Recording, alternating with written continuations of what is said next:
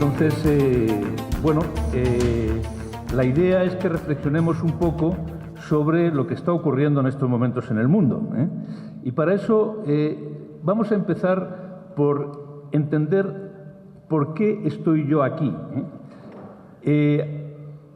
Acaban de leer nuestro querido amigo José mi currículum, y es un currículum extenso con 3 carreras: ingeniero industrial, licenciado en económica, licenciado en sociales, con experiencia en el Banco Mundial, con un postdoctoral en la Universidad de California. Bueno, pues hasta hace 3 años yo era una persona absolutamente desconocida para el mundo. O sea, me conocían mis alumnos en la Escuela de Ingenieros Industriales, y bueno, pues tenía mi prestigio profesional dentro de la universidad y demás, pero realmente prácticamente nadie me conocía. O sea, José no tenía ninguna oportunidad de conocerme, ¿eh? ¿Por qué de pronto José me identifica y ve que realmente puedo venir aquí a Alcalá la Real a dar una conferencia? Pues porque efectivamente, o sea, de hecho tengo más de 2 millones de visitas en YouTube, ¿eh? Entonces, viendo el currículum, yo siempre me consideraba, pues, digamos, un espécimen próximo al Homo sapiens, ¿eh? Pero ahora me doy cuenta de que soy un Homo internauticus, ¿eh? Porque realmente, de hecho, lo que me ha hecho visible es Internet. Y además Internet en un vídeo de 3 minutos que se llama El modelo parasitario chino, que al final, pues, digamos, lo grabé para mis alumnos de CEPADE en Internet, y que realmente, bueno, pues empezamos es algo que hacemos habitualmente los profesores, ¿no? Como damos formación online a distancia vía Internet, de vez en cuando grabamos vídeos para ayudar a los alumnos en los temas que estamos desarrollando, y sorprendentemente empieza a extenderse por el mundo mundial, ¿eh? Y alcanza los 2 millones de visitas, ¿eh? Bueno, pues digamos, en un momento determinado ocurre algo sorprendente, que también a mí de alguna manera pues, hasta me preocupó, y es que cuando llevaba medio millón recibo una llamada de unos chinos. Claro, el tema era el modelo parasitario chino, y entonces pues parecía que no les gustaba mucho el que yo les llamara parásitos, entonces estaba yo, digamos, por estas fechas, hace 2 años, en Fuengirola, que tengo pues una casa, y tranquilamente en la playa, en Semana Santa, y de pronto recibo de mi secretaria un aviso telefónico de que hay 2 periodistas chinos que tienen mucho interés en entrevistarle, y además lo hacen conminatoriamente, es decir, no es que realmente pidan por favor, sino que prácticamente lo exigen, Entonces, claro, yo realmente cuando estaba en la playa tranquilamente me asusté, Inmediatamente asocias con la mafia china, ¿Qué puede ocurrir con estos que vienen a entrevistarme? Bueno, pues lo que ocurre es que efectivamente yo hablo con ellos a la vuelta de las vacaciones y les digo: os acepto la entrevista siempre que la pongamos en Internet. O sea, porque realmente yo no sé qué uso vais a hacer de esa entrevista, y efectivamente ellos lo aceptan y la entrevista está colgada en Internet. Lo característico de esa entrevista es que ellos dijeron que eran periodistas de un periódico chino que se editaba en Madrid, y que realmente pues iban a dar, digamos, una especie de reseña de lo que yo pensaba sobre el vídeo que había grabado y demás, de 2 páginas. Y para una reseña de 2 páginas tuvieron una entrevista de 1h30. O sea, fue una especie de tercer grado, Entonces yo realmente estaba muy sorprendido de todo lo que estaba ocurriendo y un poco asustado. Y más cuando lo comento en el rectorado de la universidad y, bueno, dicen: vamos a investigar a ver quiénes pueden ser estos señores y demás, porque me dejaron una tarjeta, o sea, de hecho, simplemente con su nombre, o sea, no daban más datos. Y entonces, pues realmente al final entendimos que eran del servicio de inteligencia de la Embajada China, O sea, que realmente, digamos, alarmados por el éxito que estaba teniendo mi vídeo, pues realmente querían saber qué pensaba yo, quién era yo, si tenía relaciones con chinos en China, y que fue la primera pregunta que me hicieron: ¿quiénes son sus contactos en China? Y les dije: oye, mira, o sea, no tengo contactos en China, porque yo cuando hablo de los chinos en Bravo Murillo, en Madrid, en Cuatro Caminos, no hablo de los chinos en China, pero es que si los tuviera no los iba a contar, lógicamente, ¿no? Entonces, bueno, pues realmente, de hecho, fue una entrevista un poco, digamos, en ciertos momentos violenta, que terminó cuando me preguntaron: ¿y por qué nos llama parásitos? Digo: bueno, es que realmente no es un insulto, es un acrónimo, O sea, realmente yo hablo del modelo parasitario chino, y el modelo parasitario chino es que la palabra parásito tiene las 4 sílabas básicas del modelo. Es pacífico, rapidísimo, silencioso y total. Pacífico, rapidísimo, silencioso y total, parásito. Y efectivamente es así. O sea, realmente, de hecho, es un modelo de dominación muy lento, digamos, perdón, no es lento, sino muy silencioso, muy discreto y que va, digamos, generándose a una velocidad tremenda, ocupando, pues, digamos, prácticamente todo el mundo, porque hay 1.200 millones de chinos que producen en China y luego una serie de cientos de miles de chinos en el resto del mundo que distribuyen los productos que los chinos producen en China. Bueno, digamos que esta introducción es simplemente para decir cómo realmente estoy aquí, simplemente porque en un momento determinado un vídeo de 3 minutos se convierte en un éxito de YouTube en Internet. Y a partir de ahí, pues llega una editorial de Barcelona que me pide que esos 3 minutos, ¿por qué no los convierto en un libro? Y realmente, de hecho, hago este libro que está ahí, o sea, sobre China, dragón o parásito, quien se ha llevado mi empleo, que efectivamente reflexiono no sobre lo que está ocurriendo en China, sino realmente, como veremos a lo largo de esta charla, lo que realmente no estamos haciendo los europeos para contrarrestar lo que está ocurriendo en China y lo que están haciendo los chinos. Entonces, por otra parte, pues ya estoy apareciendo en una serie de programas de televisión, tengo, digamos, 15 minutos cada 15 días en un programa por la mañana de La Aventura del Saber para hablar de estos temas y bueno, y sobre todo, que ha sido lo más importante que me ha ocurrido en estos 3 años, me habéis invitado a dar una charla en Alcalá la Real. O sea que realmente, pues como veis, ha cambiado mi vida. Bueno, esto simplemente sirve de introducción a lo que llamamos cuáles son los grandes desafíos globales del siglo XXI. El World Economic Forum, que es conocido porque organiza las reuniones de Davos, normalmente en enero de cada año, pues elabora un informe cada año sobre lo que considera los riesgos globales. Y el último informe sobre riesgos globales 2013 acaba de salir recientemente. Y entonces lo que voy a hacer va a ser comentar lo que considera Davos, que realmente está formado este informe por las opiniones de los más importantes expertos políticos y económicos y empresariales del mundo. Vamos a ir analizando cuáles son los que se consideran los desafíos globales más importantes en el mundo en el año 2013. Y el primero del que hablan es de la explosión demográfica. El tema es que en estos momentos la humanidad va creciendo a un ritmo de 1.000 millones de habitantes cada 12 años. Cada 12 años somos 1.000 millones más de habitantes en la Tierra. ¿Esto qué quiere decir? Que en el año 1987 éramos 5.000 millones, en el año 1999 éramos 6.000 millones y en el año 2011 éramos 7.000 millones. Entonces, claro, la pregunta es, ¿cuántos habitantes más soporta la Tierra sin que los recursos de la Tierra se agoten? Porque el segundo gran desafío tiene que ver directamente con esto, que es el agotamiento de los recursos. Porque no solo es que realmente esté creciendo la humanidad a un ritmo de 1.000 millones cada 12 años, sino que además 1/3 de la humanidad, China más India, aproximadamente 1.300 millones de chinos más 1.200 millones de indios, 2.500 millones de personas, están creciendo a un ritmo anual de entre el 7 y el 10%. Acaba de tomar posesión Xi Jinping y ya Xi Jinping, que es un presidente de China para los próximos 10 años, ellos no se andan con bromas de tener elecciones cada 4 años e ir quemando energías en elecciones en las que realmente el año anterior a las elecciones, digamos, el gobierno está prácticamente dedicado a preparar las elecciones, el siguiente a tomar tierra y prácticamente tiene 2 años de gobierno real. Estos señores no.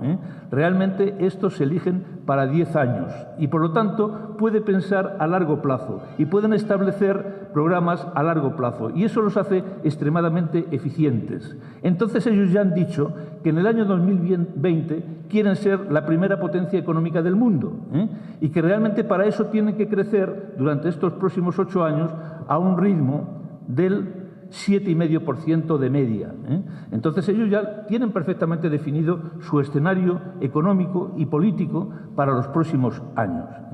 Bueno, pues lo que decíamos era que realmente China más India, 2.500 millones de personas, están creciendo a un ritmo de entre el 7 y el 10%. Esto imaginaos lo que supone desde el punto de vista de los recursos energéticos, de los recursos de materias primas que se requieren por 1.200 millones de personas creciendo a ese ritmo. La situación es tan preocupante como que se considera que algunos de los principales metales que se utilizan en la industria, el zinc, el cobre, el níquel y el estaño, con los yacimientos actualmente conocidos, tienen menos de 100 años de recursos. Es decir, en menos de 100 años estos minerales, estos metales, se agotan con, vuelvo a repetir, los yacimientos actualmente conocidos. Claro, ¿cuál es el futuro? Seguramente la explotación de los fondos marinos, que están prácticamente sin explotar, pero eso realmente habrá que ver qué consecuencias ecológicas tiene y, sobre todo, que encarecerá tremendamente, lógicamente, la obtención de estos metales, porque la minería submarina es mucho más problemática que la minería, lógicamente, en la superficie de la Tierra. Bueno, pues el agotamiento de los recursos es otro de los grandes problemas que en estos momentos tiene la humanidad. Existe la posibilidad también de ir sustituyendo estos metales por materiales sintéticos, y ese es uno de los grandes desafíos que realmente en estos momentos tiene la humanidad, porque este informe lo que tiene fundamentalmente como objetivo es ir, digamos, anticipando los problemas que se van a producir para ver si realmente somos capaces de enfrentarnos como humanidad a estos problemas. El tercer problema que identifica nos es muy familiar en estos momentos en España, es la corrupción. Y el tema es que ellos consideran, los señores de Davos y los que han elaborado este informe, que la corrupción es un tema generalizado y creciente en el mundo. Y tenemos aquí, digamos, los dos ejemplos más próximos son el discurso de Xi Jinping nuevamente en China al tomar posesión como presidente de China, donde plantea que sus dos objetivos fundamentales son acabar con la corrupción en China y acabar con la desigualdad en China, o reducir la desigualdad en China, y el nuevo Papa, que realmente también habla de la corrupción y que seguramente es hijo del informe que Benedicto XVI encargó a sus cardenales para analizar lo que estaba ocurriendo en la curia romana, que realmente, de hecho, bueno, pues está lleno de escándalos vinculados a temas de corrupción. Bueno, tenemos también otros casos, un ministro japonés que dice que realmente lo que hay que hacer es acelerar la muerte de los ancianos porque los ancianos que viven mucho cuestan dinero, o el príncipe Henry de Inglaterra que dice que ha matado talibanes como si estuviera jugando con la PlayStation. Es decir, realmente el sistema de valores en el mundo se está derrumbando, y es lógico que se derrumbe, porque la humanidad está viviendo algo único en toda su historia, que es que una buena parte de la humanidad no tiene como base de su ética la religión. Es decir, hasta prácticamente principios del siglo XX, la base de la ética en todo el mundo era una ética religiosa, era una ética de cielo e infierno, una ética de premio y castigo, premio a los buenos y castigo a los malos. Pero llega un momento a finales del siglo XIX en que Nietzsche dice Dios ha muerto, y Marx dice la religión es el opio del pueblo. Bueno, Heidegger posteriormente dice también el cielo está vacío, el hombre está solo. Bueno, realmente esto era inédito, y si se hubiera quedado exclusivamente en la filosofía, pues bueno, no hubiera habido mayor problema. El problema surge que en 1917 viene la Revolución Soviética, y entonces cientos de millones de personas son a partir de ese momento educados en la idea de que Dios no existe y que la religión es el opio del pueblo. Y en 1949 llega la revolución de Mao Zedong, y entonces resulta que más de 1.000 millones de chinos son educados en la idea de que Dios no existe y que la religión es el opio del pueblo. Y entonces resulta que en estos momentos, si tenemos en cuenta, es una estadística que salió recientemente en un periódico español, que se había hecho a nivel mundial por el Instituto de Ciencias de la Religión de Estados Unidos, resulta que 1.600 millones de personas no se identifican con ninguna religión. Y otro tanto, siendo partícipes de una religión, participan de la liturgia, pero no de la ética. Es decir, son los señores que, bueno, pues van a una procesión de Semana Santa llevando un Cristo a hombros, y luego, pues después de la procesión se emborrachan. Bueno, pues cumples con la liturgia, pero realmente eso no tiene nada que ver con la ética. Y lo fundamental en la religión no es la liturgia, es la ética. Bueno, pues resulta que prácticamente la mitad de la humanidad en estos momentos no tiene una ética de base religiosa. Por lo tanto, no tiene una ética de cielo y de infierno. Y por lo tanto, hay que preguntarse, ¿y estos señores en qué pueden fundamentar su ética? Si realmente, digamos, no hay cielo ni infierno, no hay premio para los buenos ni castigo para los malos, ¿por qué realmente vamos a dejar de ser egoístas? ¿Por qué el hombre va a dejar de ser un lobo para el hombre? ¿Por qué realmente vamos a ser solidarios? ¿Por qué realmente vamos a ser generosos? Bueno, pues realmente esa es un poco la gran pregunta. Realmente, ¿sobre qué base soportamos la nueva ética, que para la mitad de la humanidad puede tener una base religiosa de cielo e infierno, y eso está clarísimo, pero para otra mitad de la humanidad pues habrá que replantearse una ética de base humanística o una ética de principios morales basados en el derecho natural? Es decir, es un desafío para la humanidad. Fijaos que realmente el marxismo en la práctica era un intento de religión laica, porque sus principios básicos son absolutamente asumibles desde el punto de vista ético.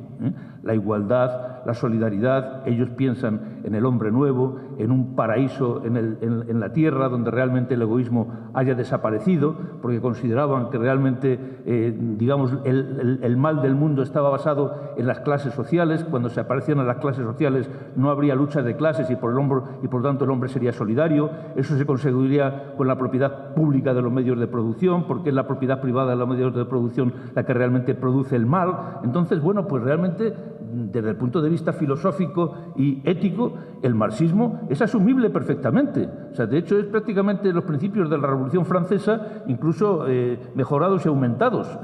¿Cuál es el problema del marxismo? Que para llegar a ese hombre nuevo hay que pasar nada más y nada menos que por la dictadura del proletariado. Y ahí realmente, de hecho, ya hemos encontrado un escollo considerable. Porque ¿qué ha ocurrido? Que cuando se ha tratado de implantar la dictadura del proletariado, pues hemos visto que realmente en Rusia se ha venido abajo, porque realmente pues, se había convertido en un Estado absolutamente ineficaz y corrupto, con privilegios absolutos de la clase perteneciente al Partido Comunista, y en China se han tenido que inventar una cosa nueva, que es el comunismo de mercado, que realmente ya no tiene nada que ver ni siquiera con los principios igualitarios de Mao. Recordemos que Mao Zedong sí que realmente practicaba el principio igualitario. Todos los chinos iban igualmente vestidos para dar idea de que allí no había clases con el traje Mao. Pero resulta que en 1978 Deng Xiaoping se le ocurre decir: hacerse rico es glorioso. Se ha cargado la doctrina comunista, se ha cargado la doctrina de Mao y han inventado el comunismo de mercado, que es una especie de híbrido que realmente carece básicamente de base moral. Y entonces, bueno, pues realmente, digamos, la ética marxista ha desaparecido también de China como desapareció de Rusia. Entonces, ¿con qué tipo de ética nos quedamos? Es decir, realmente esa, digamos, ética de los no religiosos, ¿en qué se fundamenta? Si ya la ética de los religiosos deja mucho que desear, creyendo que hay cielo e infierno, imaginaos realmente los que creen que no hay cielo e infierno y que realmente, digamos, todo se acaba aquí, y entonces pues que lo único que tiene sentido es el hedonismo, el vivir lo mejor posible a costa de quien haga falta. Bueno, pues ese es un poco el problema que estamos viviendo, y para que el que realmente yo desde luego no tengo solución. Digamos, lo único que puedo hacer aquí es plantear el problema y ver realmente si alguno, digamos, en el debate posterior, pues se le ocurre qué se puede hacer para reinventar una ética de base natural, de base, digamos, humanística, y que realmente nos ayude a convivir y a no convertirnos a todos en lobos para el semejante. Bueno, pues este es el tercer gran tema que realmente se plantea en estos momentos en el informe de Davos sobre los problemas del siglo XXI. El cuarto es la revolución de Internet.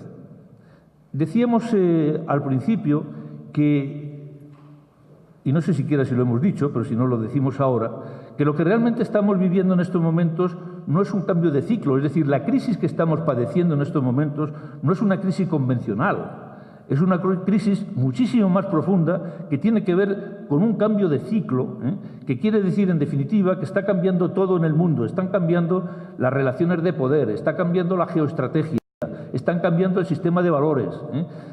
Es una revolución en la que realmente todos nos encontramos un poco perdidos, y que yo pienso que tiene incluso fecha de origen, que es 1989. En 1989 ocurren tres acontecimientos. Uno de ellos es la caída del muro de Berlín. Eso supone que realmente desaparece el imperio soviético, y realmente hay incluso un politólogo muy famoso en Estados Unidos que se llama Fukuyama, que aventuró que eso suponía el fin de la historia. Es decir, realmente desde el momento en que el imperio soviético ha caído, la Guerra Fría ha sido ganada por Occidente y por lo tanto lo que se va a imponer en el mundo va a ser la democracia occidental. El capitalismo ha vencido al comunismo definitivamente. Eso lo dice Fukuyama, y Fukuyama se convierte en el gran pensador de finales del siglo XX. A Fukuyama le contesta otro señor que se llama Huntington y dice: no, el siglo XXI lo que va a ocurrir no es que haya desaparecido las tensiones y se haya llegado al fin de la historia, sino que lo que fueron las luchas de clases en el siglo XX van a ser las luchas de civilizaciones en el siglo XXI. Y Huntington lo que dice es que lo que iba a dominar en el siglo XXI iba a ser la dialéctica, la batalla ideológica entre Occidente y el Islam, es decir, la civilización judeo-cristiana con la civilización islámica, y que eso iba a ser el elemento dominante en el siglo XXI. La realidad es que, sin que eso deje de ser totalmente cierto, lo que ni Fukuyama ni Huntington previeron era que el gran acontecimiento del siglo XXI iba a ser la emergencia de China, y que realmente ya, la dialéctica entre capitalismo y comunismo iba a ser sustituida por una dialéctica entre democracia y capitalismo de Estado, o comunismo de mercado. Alguien me preguntaba, uno de mis compañeros de un diario de Jaén, que me ha hecho una entrevista y que está aquí presente, si yo pensaba que China iba a evolucionar hacia una democracia. Y yo le he dicho no. No, porque realmente ellos piensan que su sistema de comunismo de mercado, que en definitiva es una reproducción, desde el extremo ideológico opuesto de lo que fue para Hitler el capitalismo de Estado, pues realmente les está resultando extremadamente eficaz. Es tan eficaz que en estos momentos están conquistando, como decíamos al principio, pacíficamente el mundo. Ellos se han convertido en la fábrica del mundo. ¿Y eso qué quiere decir? Pues que realmente cuando ellos en los años pasados creaban 20 millones de empleos al año, eso era a costa de la desindustrialización de Occidente. Es decir, en buena medida, los desempleos que tenemos en Occidente, concretamente en Europa, que son 25 millones de desempleados, en la Unión Europea 17 millones y en España 6 millones, algo tiene que ver con el hecho de que de pronto China se haya convertido en la fábrica del mundo. Yo el año pasado, por estas fechas, estaba dando una conferencia en un congreso en Castellón, y realmente era un congreso de empresarios cerámicos.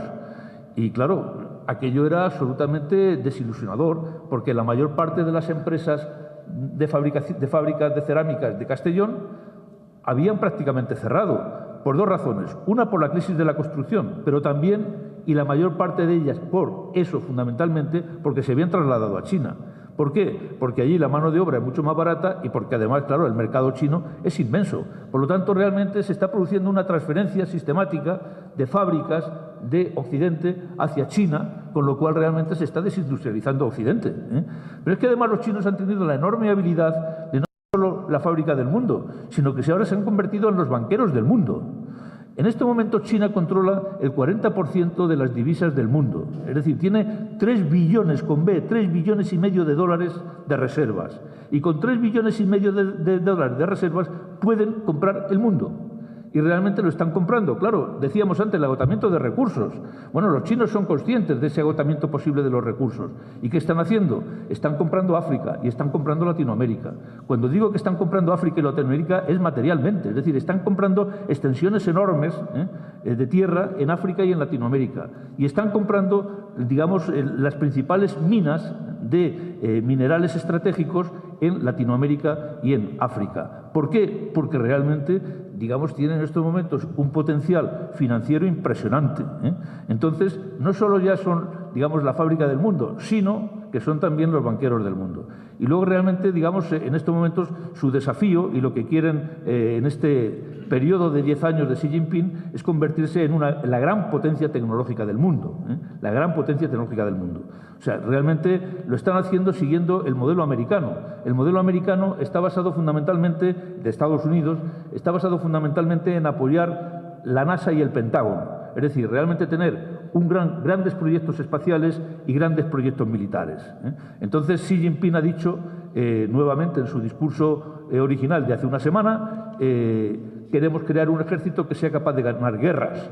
¿Eso qué quiere decir? Que realmente va a multiplicar por mucho su gasto de defensa. Pero es que además ellos tienen en mente que en el año 2050 quieren ser los primeros en llegar a Marte. Y entonces, bueno, pues realmente están desarrollando un programa espacial que, como ellos piensan estratégicamente a largo plazo, pues realmente, digamos, tienen clarísimo que su objetivo es que el primer hombre que pise Marte sea chino. Y realmente tienen un programa espacial definido ya para conseguir ese objetivo. Eso supone que realmente, digamos, en ese horizonte serían la primera potencia seguramente tecnológica del mundo. ¿El cómo consiguen la tecnología? Pues evidentemente lo están haciendo de varias formas. Una de ellas es comprando empresas de base tecnológica. Compraron IBM. La empresa que hacía los ordenadores de IBM es ahora Lenovo.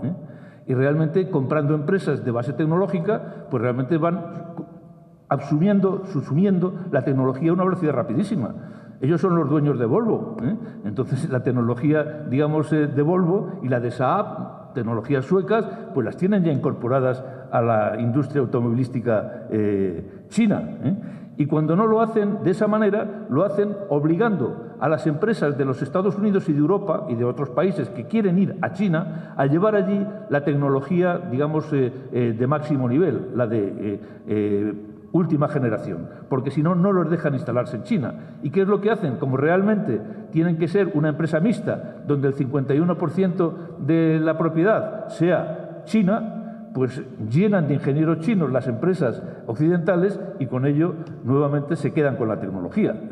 Y si no, pues simplemente copian o hacen ataques cibernéticos como los que han ocurrido recientemente, que han sido noticia en la prensa, que han intentado hacerse desde con la fórmula de la Coca-Cola, pues hasta realmente, digamos, tecnología de los drones, de los aviones estos no tripulados que tienen los Estados Unidos, mediante hackers que han sido identificados que pertenecen al ejército chino y que están ubicados en un edificio blanco en Shanghái. O sea, hasta ese extremo realmente se ha llegado ya a identificar los ataques cibernéticos que se están produciendo a grandes empresas y a grandes intereses estratégicos de los Estados Unidos. Bueno, pues esa es la realidad de China. Bueno, decíamos, por lo tanto, que realmente la emergencia de China era, digamos, el gran acontecimiento del siglo XXI. China, en 1989, sufre, entre comillas, el problema de Tiananmen. ¿Y Tiananmen por qué es importante? Porque se da cuenta, China, de que realmente puede perfectamente reprimir a la población sin que Occidente apenas reaccione. Es decir, la reacción de la matanza de Tiananmen fue absolutamente tibia y realmente Occidente siguió haciendo negocios con China de forma casi natural. Hubo una especie de protestas diplomáticas y de algunos bloqueos y tal durante 1 o 2 años y luego todo se normalizó y China, bueno, pues realmente sigue sin respetar derechos humanos y Occidente sigue tranquilamente haciendo negocios con ellos. Es muy exigente con los derechos humanos en Cuba, pero no se atreve con los derechos humanos de China. Bueno, pues realmente esa es la hipocresía también de Occidente. diferente, ¿no? Que realmente tiene claramente una doble moral y que cuando hay dinero, pues los derechos humanos dejan de tener importancia. Bueno, pues eso ocurrió también en 1989. Y el tercer acontecimiento, que es el que me refería en relación con el tema de Internet, es que en 1989 se descubre la World Wide Web, o sea, la web, ¿eh? Es decir, realmente en el CERN, en Suiza, un investigador inglés, pues genera la web, y la web es lo que realmente ha puesto orden en todo el proceso de Internet. Entonces, la revolución de Internet, digamos que tiene de alguna forma su origen también en ese año de 1989, donde, vuelvo a repetir, confluyen la caída del muro de Berlín, la plaza de Tiananmen y el descubrimiento de la web. ¿Qué es lo que ocurre con Internet? Fijaos que decíamos, estamos en una nueva era, en una nueva era donde la geoestrategia está cambiando, donde realmente el juego del poder en el mundo está cambiando. Bueno, pues Internet, como toda tecnología, tiene un aspecto positivo y un aspecto negativo. Puede ser puesta a disposición del bien o a disposición del mal, como por ejemplo la energía atómica. Siempre las nuevas tecnologías tienen, digamos, ese doble perfil. Pueden ser aplicadas al bien o aplicadas al mal. La energía atómica puede ser dedicada a generar electricidad con centrales nucleares o puede destruir el mundo con la bomba atómica. Bueno, pues realmente con Internet pasa lo mismo. Hay un aspecto enormemente positivo, y es que en un smartphone cabe toda la información del mundo, toda la información de toda la historia del mundo. Es decir, realmente, de hecho, nunca una persona ha tenido en su mano, físicamente en su mano, toda la información generada en toda la historia de la humanidad. ¿Cuál es la diferencia y lo que va a diferenciar a unos países de otros en relación a esto que es común allá a miles de millones de personas en todo el mundo, el tener la información en la mano? La capacidad de transformar la información en conocimiento. Y hay países que lo van a saber hacer, y eso se hace a través del sistema educativo, y otros países que no lo van a saber hacer, y por lo tanto, si por mucha información que tengamos, si no sabemos transformar la información en conocimiento, esa información acaba siendo inútil, porque el conocimiento es lo que te da la base para la toma de decisiones. Entonces, es evidente que realmente Internet, desde ese punto de vista, desde el momento en que realmente pone a nuestra disposición toda la información de toda la historia de la humanidad en una mano, el poder que nos da es enorme, pero tenemos que aprender a utilizarlo. Y para eso es exigible una revolución en la enseñanza, sobre todo en la enseñanza primaria y en la enseñanza media. Esto es así en los países en estos momentos líderes. Corea del Norte, Corea del Sur. Corea del Sur, junto con Finlandia, aparece en el informe PISA sistemáticamente como, digamos, uno de los sistemas educativos más eficientes del mundo. Bueno, pues en Corea del Sur, por decreto ley, en el 2014 está prohibido llevar un solo papel a la clase. Todo se va a hacer a través del tablet o a través de ordenadores personales. Y realmente, bueno, pues eso supone una revolución metodológica extraordinaria, siempre que se sepa aplicar. Hay por ahí un vídeo muy interesante que se llama Apple Education, que yo recomiendo a los que estéis en el tema de formación, para que veáis un poco, digamos, aspectos metodológicos vinculados a la formación vía, digamos, tablet o vía ordenador personal, porque realmente no basta con que los niños tengan un ordenador delante, un tablet delante, sino que hay toda una pedagogía, hay una metodología para que realmente los niños vayan aprendiendo a transformar la información en conocimiento a lo largo de sus procesos de aprendizaje. Y lo mismo ocurre en la universidad. En la universidad, bueno, nos encontramos con que, por ejemplo, en mis clases, en mis exámenes, yo permito a los alumnos, no es que les permita, es que les exijo que vayan con un ordenador personal con conexión a Internet. Yo les digo, tenéis que venir con la chuleta universal. Es decir, en contra de lo que realmente se hace, que es, digamos, que hay profesores dando paseos por el pasillo para ver quién copia. Yo digo, no, es que yo quiero que copiéis, que realmente tengáis toda la información del mundo, la chuleta universal de Google. ¿Por qué? Porque el examen que os voy a poner no lo vais a poder hacer simplemente con la información que tenéis ahí. Es un examen para que transforméis la información en conocimiento. O sea, que realmente, digamos, sea un examen donde tendréis que aplicar el sentido crítico y una toma de decisiones en función de la información.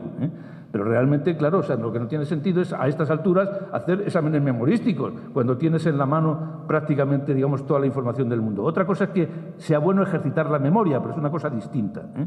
Bueno, pues realmente, fijaos, por ejemplo, pues ahí os hemos distribuido una tabla. Esta es una tabla llena de datos, ¿eh? Esta tabla llena de datos prácticamente, seguramente, os aporta muy poca información, ¿eh? El objetivo sería transformar esta información en conocimiento. Luego, si tenemos 10 minutos viendo cómo va, pues realmente, digamos, nos dedicamos a eso, a transformar datos de aquí, que es información, en conocimiento. Bueno, decíamos entonces que los aspectos positivos de Internet es que ponen a nuestra disposición toda la información acumulada a lo largo del tiempo por la humanidad, realmente, de hecho, a lo largo de la historia, ¿eh? ¿Cuáles son los inconvenientes de Internet? Pues que realmente son una herramienta poderosísima de control social. En estos momentos, fue noticia la semana pasada que una universidad de Irlanda, simplemente analizando cómo cada persona pincha la tecla del me gusta, puede obtener información de sus gustos, de sus aficiones, de su carácter, de su personalidad, de su sexo, de su estado civil. Es decir, realmente, digamos, una batería impresionante de información simplemente a través del me gusta, ¿eh? Imaginaos si además se analizan, pues, digamos, toda la información acumulada sobre una sola persona en todas las redes sociales, en Twitter, en Facebook, etcétera, ¿eh? Entonces, claro, realmente esto, digamos, ya lo están utilizando las empresas multinacionales, ¿eh?, para tener información sobre cada uno de nosotros, sobre cada uno de los consumidores. Esto es una especie de gran hermano. Y eso sería, digamos, lo menos malo. Es decir, que realmente se utilice eso para bombardearnos con marketing dirigido, ¿eh? El problema es cuando realmente existen estados totalitarios como en China y esa información la utilizan para el control social absoluto de toda la población de China. Es decir, en estos momentos en China tú no puedes ya, a través de las redes sociales, a través de Baidu, a través de Weibo, que son realmente el Renren, o sea, que son los equivalentes a Facebook, a Twitter y a Google en China, pues realmente, que tienen 700 millones de usuarios, todo va por esa línea. Facebook en estos momentos está próximo ya o ha superado los 1.000 millones. Bueno, pues realmente, claro, o sea, ahí es que los chinos entran frenéticamente, porque son además tremendamente aficionados a los temas, lógicamente, de Internet, y no se dan cuenta de que realmente todo eso que están generando en Weibo, en Baidu o en Renren, pues está siendo analizado por todo un ejército de policía cibernética que controla perfectamente lo que está ocurriendo en China a cada uno de sus ciudadanos. Es decir, ellos no tienen problemas ya para identificar a un disidente, lo tienen controlado a través de Internet. Por lo tanto, el tema del control social vía Internet es una tremenda amenaza, es el gran hermano del siglo XXI, para la humanidad, ¿eh? Y por otra parte está el tema de las ciberguerras, es decir, que esto hasta cierto punto puede ser hasta bueno, o sea que realmente, digamos, los ciberataques que se están produciendo en estos momentos, y es noticia el ciberataque que se ha producido a Corea del Sur por parte de Corea del Norte antes de ayer, y que realmente, pues prácticamente ha inutilizado el sistema financiero o buena parte del sistema financiero de Corea del Sur y buena parte de las emisoras de televisión de Corea del Sur, ha sido lanzado por Corea del Norte. O sea, quiero decir que en estos momentos las guerras tienen otra naturaleza, entre los drones, que realmente lo que hacen es que no vayan ataúdes. En este sentido, Estados Unidos es muy consciente de que ellos perdieron la guerra del Vietnam, no precisamente desde el punto de vista militar, lo perdieron en la retaguardia, en Estados Unidos, porque realmente Estados Unidos no soportaba la llegada de féretros de Vietnam. Entonces, claro, si realmente nos inventamos unos drones que bombardean, son teledirigidos desde miles de kilómetros a distancia y son sumamente precisos para llegar al objetivo que se quieren cargar, pues bueno, pues realmente, de hecho, es la guerra, digamos, del siglo XXI. Por eso tienen tanto interés los chinos en captar la tecnología de los drones de los Estados Unidos, que son los más avanzados del mundo. Bueno, pues lo mismo ocurre con el tema de la guerra cibernética. En estos momentos, si tú consigues paralizar el sistema de transporte, el sistema de energía y el sistema de distribución de agua de una ciudad como Nueva York, pues es casi equivalente al efecto que puede producir una bomba atómica, desde el punto de vista, no digamos de las víctimas civiles, desde el punto de vista de lo que es la destrucción de las infraestructuras y el caos que se genera en las grandes ciudades. Bueno, pues realmente, de hecho, por ahí, digamos, pueden ir estas guerras que ya no son, digamos, guerras del futuro, sino las guerras del presente, como se está demostrando por los ataques de Corea del Norte a Corea del Sur y por los que están haciendo los chinos en estos momentos, simplemente probando, entre comillas, algunas instalaciones y algunas empresas de los Estados Unidos. Por lo tanto, la revolución de Internet es otro de los grandes desafíos que se plantean en estos momentos. Bueno, y a todo esto, el quinto gran problema que se identifica es el diseño institucional. Es decir, el mundo se está dotando de instrumentos institucionales para hacer frente a estos enormes desafíos, a la explosión demográfica, a la escasez de recursos, a la corrupción, al tema de Internet, los problemas que se generan en Internet, ¿o no? Bueno, pues realmente aquí la pregunta es muy diversa. Estamos viendo cómo Estados Unidos sí parece que realmente ha entendido parte del mensaje de la nueva era, y ha irrumpido en la nueva era pues con algo tan revolucionario como un presidente como Obama, que es un presidente negro y de ideas progresistas. Yo realmente, cuando estuve en Estados Unidos haciendo mi postdoctoral durante un año en la Universidad de California, en el año 76, vi el enorme racismo que se vivía en los Estados Unidos. Y cuando vi que se presentaba Obama, yo decía, es imposible que Obama salga presidente de los Estados Unidos después de lo que yo viví personalmente en California, en Los Ángeles. Bueno, pues sorprendentemente Estados Unidos ha sido capaz de elegir a un presidente negro. Y yo creo que realmente nos depara otra sorpresa, y es que el próximo presidente no solo va a ser negro, sino que va a ser mujer, y se va a llamar Michelle Obama.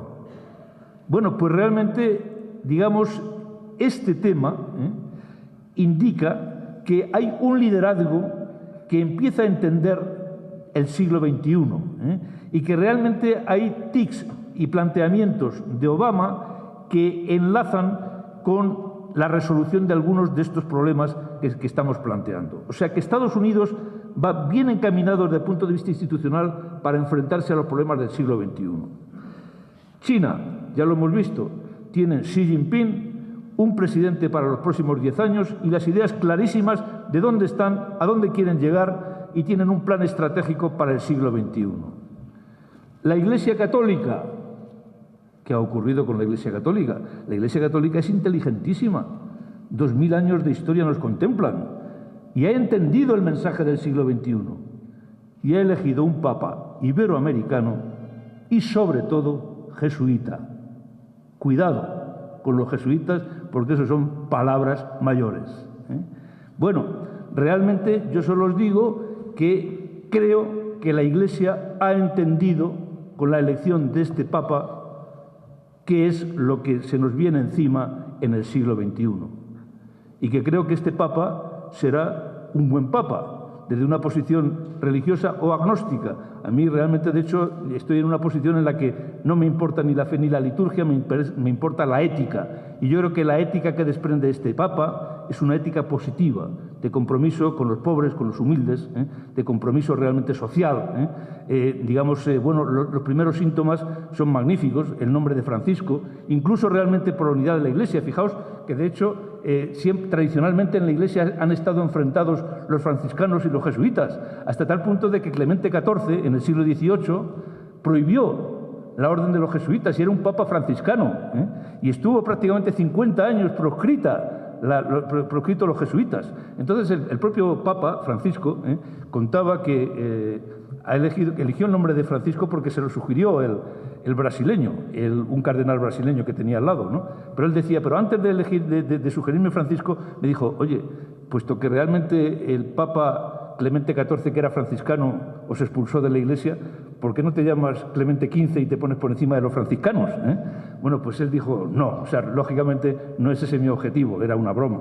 Sin embargo, sí realmente asumió el nombre de Francisco, que curiosamente él incluso dijo, no es por San Francisco Javier ni por San Francisco de Borja, sino es por San Francisco de Asís. O sea, un jesuita eligiendo como referente a un franciscano. O sea, realmente, de hecho, son ese tipo de mensajes que realmente te das cuenta de que este hombre entiende las cosas que están ocurriendo en estos momentos en el siglo XXI y cómo para eso la unidad de la Iglesia y la lucha contra la corrupción dentro de la Iglesia y el compromiso con los humildes y el compromiso social es fundamental en un momento en el que hay que reinventar una ética para el siglo XXI. Bueno, pues ya tenemos Estados Unidos, que parece que ha entendido el mensaje, China parece que ha entendido el mensaje, el Papa parece que ha entendido el mensaje, y Europa, Europa con Chipre, o sea, con Chipre, o sea, alucinante, o sea, realmente es increíble. O sea, el libro que está ahí, o sea, de hecho, yo siempre lo he dicho, no es un alegato contra China, es un alegato contra la Unión Europea que es incapaz de entender lo que está ocurriendo en el siglo XXI. Es incapaz absolutamente. O sea, de hecho, institucionalmente es un desastre. En un momento determinado, los chinos pueden decidir devaluar su moneda porque les interesa en 2 días. Y Estados Unidos, con la Reserva Federal, en 2 semanas. Europa necesitaría 2 años. Su sistema de toma de decisiones es un desastre. O sea, ¿cómo realmente se pueden poner de acuerdo 27 países? Cuando las decisiones estratégicas tienen que ser aprobadas normalmente por 27 parlamentos, cuando hay intereses contrapuestos entre los alemanes con los franceses con los españoles con los portugueses con los griegos con los chipriotas. Pero bueno, o sea, todavía Europa no ha entendido de que es absolutamente imprescindible la unión política, pero la unión política de forma absolutamente acelerada. Es decir, realmente antes del 2020 deberíamos de tener un gobierno europeo con un presidente europeo y unos ministros europeos con poder y administrando un presupuesto similar al que Obama administra en los Estados Unidos, que es un 20% del PIB de los Estados Unidos. En Europa, la Comisión Europea administra un 1% del PIB. Y no tenemos gobierno.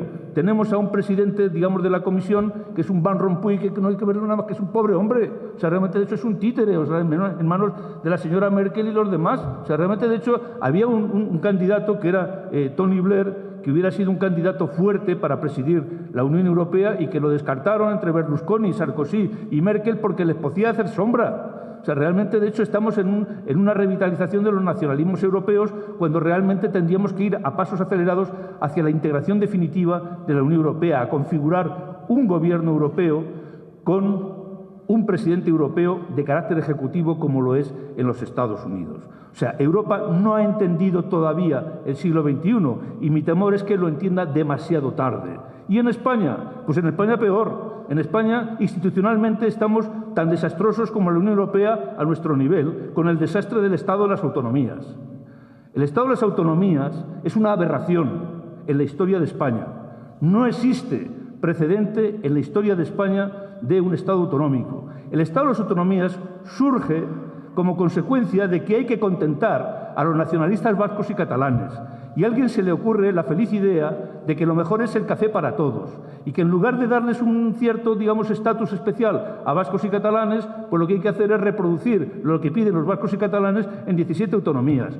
Yo soy de Ciudad Real.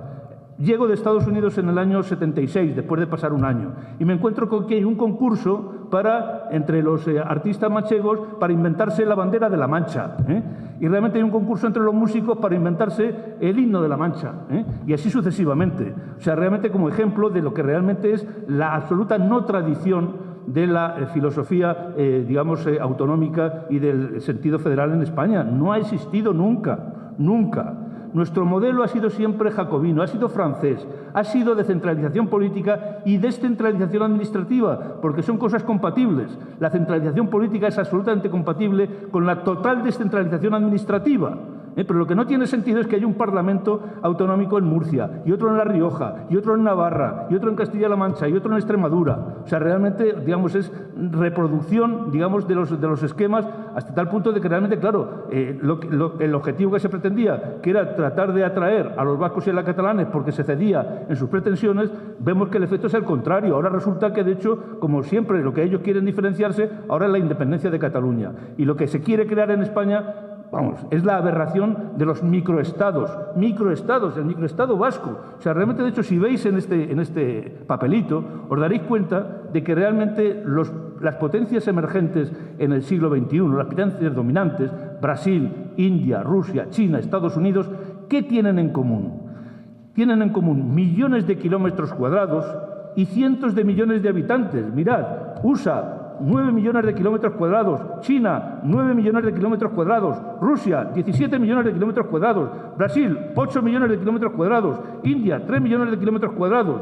Bueno, pues realmente, digamos, nos vamos aquí a Europa y no estamos ni de lejos. Población: USA, 315 millones de habitantes, China, 1.300 millones, Rusia, 143 millones, Brasil, 194 millones.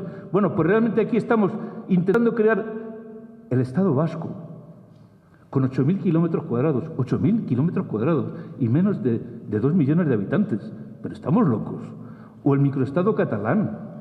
O sea, realmente, digamos, crear microestados dentro de Europa, ya que no tenemos bastante con tener 27 países, desde el 1 de julio 28 con Croacia, y no somos capaces de tomar decisiones, lo que tenemos que hacer es dividir todavía, fragmentar todavía más Europa, y crear el Estado vasco, el Estado catalán, el Estado de la Padania, el Estado de los flamencos, el Estado de los valones, el Estado de los escoceses, el Estado de los corsos, porque claro, el Estado de los bretones, porque claro, el nacionalismo no es privativo de España, es que si en España se empieza a aceptar la independencia de Cataluña, inmediatamente se produce un efecto dominó en toda Europa, porque en toda Europa hay personas que siguen viviendo en el siglo XIX, y no han entendido todavía el siglo XXI. Por lo tanto, frente a los microestados hay que crear una Unión Europea política y económica absolutamente fuerte, porque si no estamos absolutamente perdidos. Europa tiene perdida la batalla del siglo XXI. Y con esto termino para que podamos dar paso a un coloquio. Muchas gracias.